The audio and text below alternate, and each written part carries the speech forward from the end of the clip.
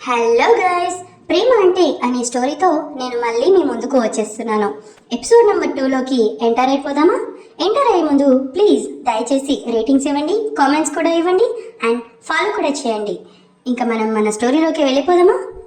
అతను పాల గ్లాస్ తీసుకొని ఆమె అందానికి నిగ్రహం కోల్పోకుండా ఉండడానికి పాలను తాగేస్తూ ఇంతలో బయట నుండి వినపడిన మాటలకు కొన్ని పాలు ఆమె నోటికి అందించాడు.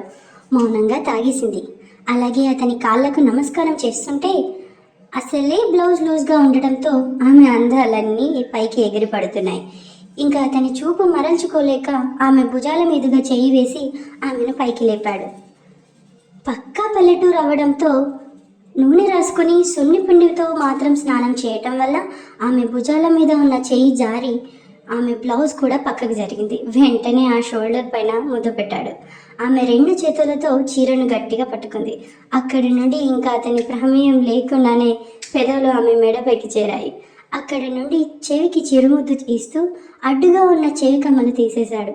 అవి ఆమె చేతికి ఇవ్వటంతో వాటిని టేబుల్ పైన పెట్టడానికి అటువైపు తిరిగి వంగుని డ్రాలో చెవి కమ్మలు పెడుతూ ఉండడంతో వాళ్ళ జడ ఎదురుపడి ఆమె వీపు విశాలంగా వెక్కిరిస్తూ ఉంటే వెనక నుండి హత్తుకొని ఆ వీపుకు ముద్దుల వర్షం కురిపిస్తూ ఆమె జడలో ఉన్న మల్లెపువ్వుల పరిమళంకి మత్తు జల్లినట్టుగా ఆమె చీర లోపల దాగిన నడుమును కొలుస్తూ నడుమును నలిపిస్తూ ఉన్నాడు.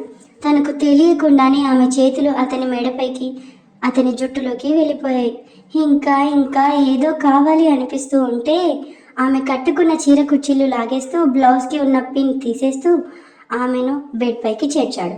ఆమె అందం ఎలా వదలాలి, ఎలా పీల్చాలి అంటూ మనసు ఎక్కడ ఆగకుండా ఉంటే ఆమె అణువణువు ముద్దులతో ముంచెత్తి పెదవులను మాత్రం టచ్ కూడా చేయడం లేదు. అలా ఎంతసేపు ఆమెను తడుముతున్నా సేద తీరాక ఆమె వెంటనే వంటిపైన ఉన్న వలుపులు అన్నీ దూరం చేస్తూ అతను కూడా వివస్త్రుడిగా మారి ఆమె పైన చేరాడు. ఎక్కడ కొలతలు ఎలా కొలవాలో తెలియకుండా కొలిచినవి జారుతూ ఉంటే చిన్నప్పటి నుండి వాడిన నూనె సున్నిపిండి పటువును నిలవకుండా చేస్తుంటే మళ్ళీ 2 చేతులను పని చెప్పి 2 చేతుల నిండా పట్టుకొని ఒకవైపు పెదవులతో స్పృశిస్తూ నెమ్మదిగా ఆమె లోతులోకి ప్రవేశించి అతని వేగాన్ని పెంచాడు. బట్ ఆమె మాత్రం ఒక్క మాట మాట్లాడడం లేదు, వ్యతిరేకించడం లేదు, ఏమీ ఎక్స్ప్రెస్ చేయడం లేదు. కానీ అతనికి ఆమె శరీరం ఏదో మంత్రం వేసినట్టుగా మళ్ళీ మళ్ళీ అలా ఎన్నిసార్లు అనేది తెలియకుండానే తెల్లవారిపోయింది. అప్పుడు ఒకవైపుకు తిరిగి పడుకున్న ఆమె నుండి వేరుపడి ఫ్రెష్ అయి డైరెక్ట్గా ఆఫీస్కి బయలుదేరాడు మన ధీరా గారు. ఎందుకో చూపు ఆమె వైపు మరలితే అలసి సొలసి కనులు నిద్రగా చేరి ఆమెకు కప్పుకున్న బెడ్షీట్కు కూడా అక్కడున్న ఎర్రని మరకలు చూసి అతని మనసు ఎందుకో ఉరకలు వేసింది. బట్ ఒక్క మాట కూడా మాట్లాడలేదు. అలాగే ఆఫీస్కి వెళ్ళిపోయాడు. టైం 11:30 అవడంతో డోర్ నాక్ చేసి సౌండ్కి లేచి ఫ్రెష్ అయి చీర కట్టుకొని బెడ్షీట్స్ తీసేసి సిగ్గుతో వాటిని పక్కకు పెట్టి కిందికి వెళ్ళింది. సారీరా బంగారు, డిస్టర్బ్ చేశాను. మీ మామయ్య గారు అమ్మాయికి ఏమైనా ఫుడ్ పెట్టు అని ఒకటే గోల, అందుకే లేపాను అంటూ ఆమె కళ్ళు ఎవరి కోసమో వెతకటం గమనించి వాడు ఎప్పుడో ఆఫీస్కి వెళ్ళిపోయాడు, వచ్చేసరికి చాలా లేట్ అవుతుంది అని నీకు చెప్పమన్నాడు అన్నారు పద్మజ గారు.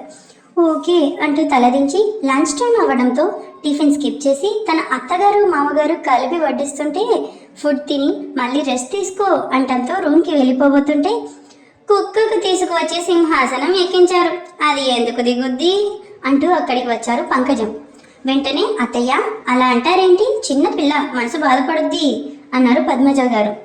ఉన్నమాట అంటే ఉలికెక్కువ అని నా కొడుకు ఎన్నో బంగారం లాంటి సంబంధాలు వద్దు అని ఈ ముందు నష్టపోదాన్ని నా మనవడికి తొలగించాడు నా కొడుకు. అసలు ఆస్తి లేదు, అందం లేదు, చదువు లేదు, చీచి అన్నారు ఆవిడ. అమ్మా, వయసు వస్తే సరిపోదు, చిన్న పిల్ల, నీ మాటలతో బాధ పెట్టకు అన్నారు ప్రమోద్ గారు, మన ధీరా గారి ఫాదర్. ఓకేనా, ఈ రోజుకి ఈ స్టోరీ కంప్లీట్ అయిపోయింది. నెక్స్ట్ ఎపిసోడ్ కోసం కొంచెం వెయిట్ చేయండి. Subscribe, like and comment. Bye.